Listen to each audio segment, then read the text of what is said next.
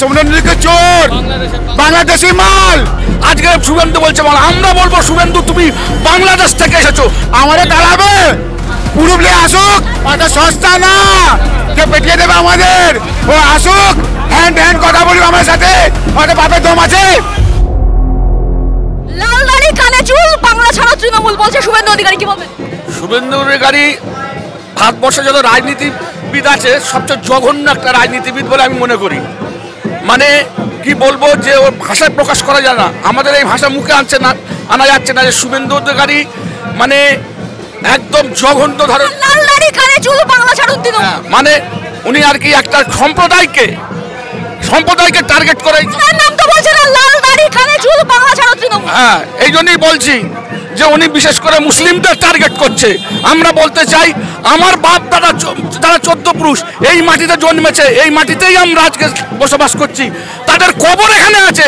আজকে শুভেন্দু বলছে মাল, আমরা বলবো শুভেন্দু তুমি বাংলাদেশ থেকে এসেছো। তুমি নিজে বলেছো 1960 সালে আমার মা এক কাপড়ে বাংলাদেশ থেকে এসেছে, তাই বাংলাদেশের অনুপ্রবেশকারী শুভেন্দু এবং শুভেন্দুর পরিবার আমরা নয়, আমরা এই দেশে জন্মেছি, এই দেশেতেই আমরা মরতে চাই।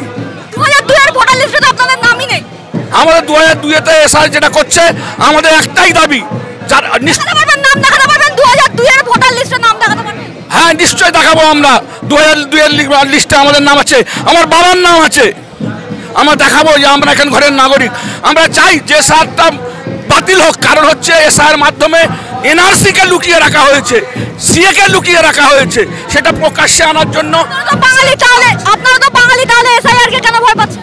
এসআর আমরা ভয় পাচ্ছি না, আমরা বলতে চাই যে একটা বৈধ ভোটার নাগরিক যেন বাদ না যায় এসআইয়ের মাধ্যমে, এটা আমাদের দাবি। আমরা ভয় করিনি, ভয় তো ওই করতেছে, তবে এত কিছু বাড়াচ্ছ।